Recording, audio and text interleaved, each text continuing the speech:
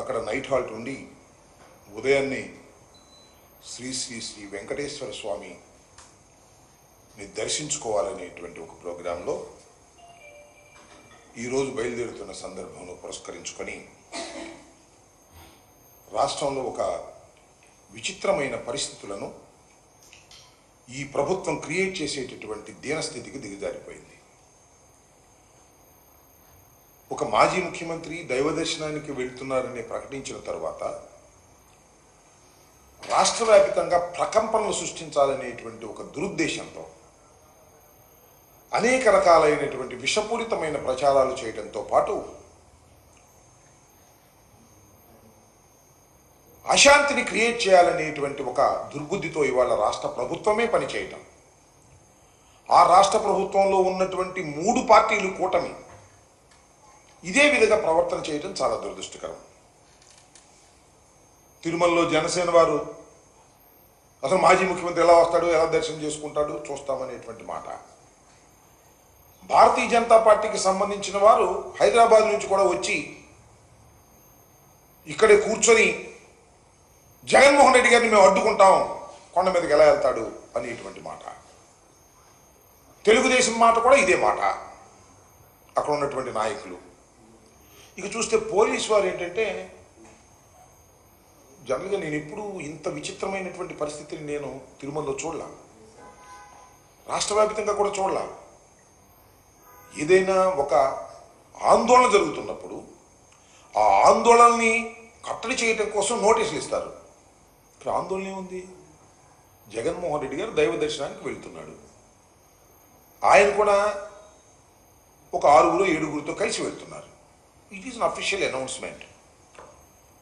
మీరందరూ రావడానికి వీల్లేదని ఎక్కడో రాయలసీమలో ఉన్న వారికి నోటీసులు ఇచ్చే కార్యక్రమం చేస్తున్నారు. మా ఎంపీ జనరల్గా ఉంటారు, తిరుమల ఎంపీ గురుమూర్తి గారు వైఎస్ఆర్ కాంగ్రెస్ పార్టీ నుంచి గెలుపొందినటువంటి వ్యక్తి. ఆయన జగన్మోహన్ రెడ్డి గారు వచ్చినప్పుడు పార్టీ అధ్యక్షుడు కాబట్టి ఆయన కూడా అకంపెనీ అవ్వచ్చు. ఆయనకు నోటీస్ ఇచ్చారు, నువ్వు రావడానికి వీల్లేదు, జగన్మోహన్ రెడ్డి గారు వస్తున్న సందర్భంలో మీరెవరు కూడా కనబడడానికి వీల్లేదు అనేటువంటి మాట ఆయన చెప్తారు. దీనిలో చిత్రం ఏంటంటే, ఈ నోటీస్ అవుతాను, పోలీస్ నోటీస్ 27/9/24 తేదీన మాజీ ముఖ్యమంత్రి వర్యులు వైఎస్ జగన్మోహన్ రెడ్డి గారు తిరుమల తిరుపతి సందర్శన ఉన్నందున సదరు కార్యక్రమానికి అనుమతి లేదని మీ ఆధ్వర్యంలో కార్యకర్తలతో మరియు మీ సొంత వాహనాలతో బయలుదేరి తిరుపతికి చేరుకుని వారు నిర్వహించే కార్యక్రమంలో పాల్గొంటారని సమాచారం. ఇది మాకు సంబంధించినటువంటి ఒక లెటర్కి ఇచ్చినటువంటిది. ఏంటి? మాజీ ముఖ్యమంత్రి వర్యులు వైఎస్ జగన్మోహన్ రెడ్డి గారు తిరుమల తిరుపతి సందర్శన ఉన్నందున సదరు కార్యక్రమానికి అనుమతి లేదంట. ఇది ఎక్కడ కూడా నాకు అర్థం కాలేదు.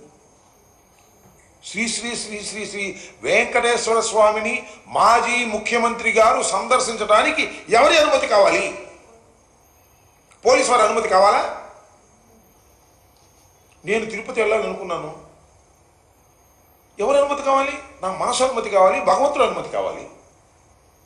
అనుమతి లేనందున జగన్మోహన్ రెడ్డి గారు అనుమతి లేనందున మేము దాన్ని మీరెవరు రావడానికి వీల్లేదు అనేటువంటి మాట. పోలీసు వారి అనుమతి, శ్రీ వెంకటేశ్వర స్వామిని సందర్శించుకోవడానికి పోలీసు వారి అనుమతి అవసరమా? ఎప్పుడైనా ఉందా చరిత్రలో?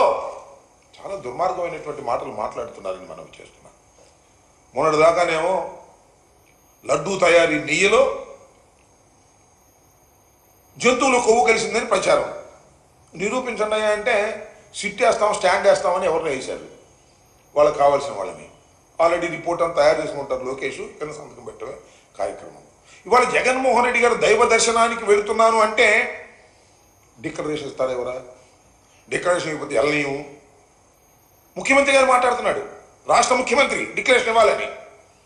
పురంధరేశ్వరి గారు మాట్లాడుతున్నారు, డిక్లరేషన్ ఇవ్వాలని. ఏందబ్బా ఈ తొండి ఏంటి? నాకు అర్థం కాల. జగన్మోహన్ రెడ్డి గారు ఇవాళ వెళ్తున్నాడా? ఎన్నిసార్లు వెళ్ళాడు? రాజశేఖర రెడ్డి గారు ఎన్నిసార్లు వెళ్ళారు? ఒక ముఖ్యమంత్రిగా పట్టు వస్త్రాలు సమర్పించారే, రాజశేఖర రెడ్డి గారు సమర్పించారు, జగన్మోహన్ రెడ్డి గారు సమర్పించారు. ఇవాళ మీరు దీన్ని రాజకీయం చేసి వెంకటేశ్వర స్వామి దర్శనాన్ని, వెంకటేశ్వర స్వామి లడ్డూ ప్రసాదాన్ని రాజకీయం చేసి వాడుకోవాలనేటువంటి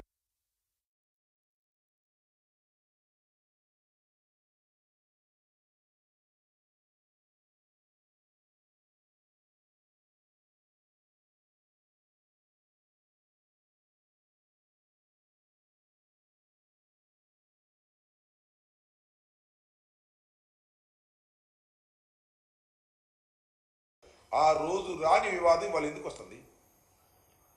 ముఖ్యమంత్రిగా ఉన్నప్పుడు వెళ్ళారు, సరే ముఖ్యమంత్రిగా ఉన్నప్పుడు వెళ్ళారు కాబట్టి మీ ప్రభుత్వం అండి అనవచ్చు. మీరు ముఖ్యమంత్రిగా ఉన్నప్పుడు కూడా వెళ్ళారు కదా, ఎన్నిసార్లు వెళ్ళారు ఇప్పటికి? ఇవాళ తొండాడే కార్యక్రమం, దీన్ని రాజకీయంగా ఉపయోగించుకోవాలనే కార్యక్రమంతో మా రాష్ట్ర వ్యాప్తంగా చాలా దురదృష్టం ఏంటంటే రాష్ట్ర వ్యాపితంగా ఉన్నటువంటి మా నాయకులందరికీ నోటీసులు ఇచ్చే కార్యక్రమం చేస్తున్నారు. ఆయన ఇదో చూడండి, మా